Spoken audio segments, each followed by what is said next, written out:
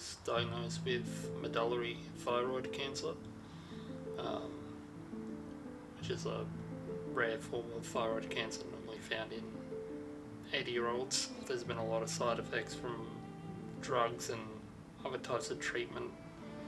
When I first started my first lot of chemo, I didn't realise that they said I'd be sun sensitive, but they didn't tell me how sun sensitive I would be. So I went out kneeboarding with a friend of mine, and I put sunscreen on 4 times in 5 hours that I was out there, and ended up getting 3rd-degree burns on my knees down, and then going off that, nearly lost my legs to infection and stuff.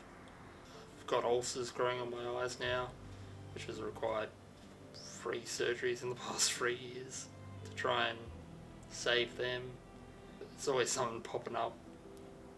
Cancer's now more or less under control and kind of stable where it is at the moment, but it's just always extra side effects from different treatments and the genetic condition as well.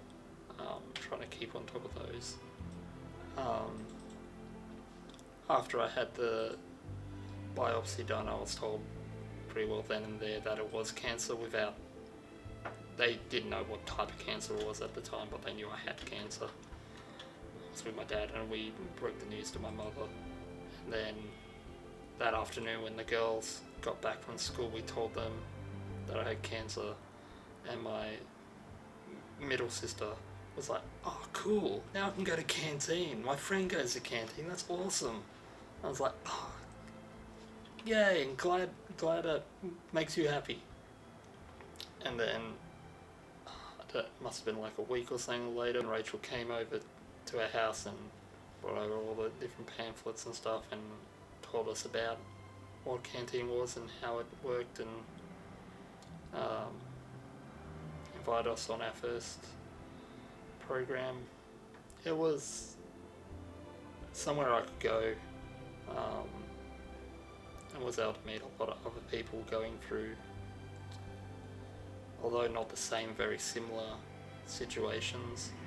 I met a lot of good, very great friends, patient friends, who, although had different cancers, were able to relate to a lot of different things that we were all going through.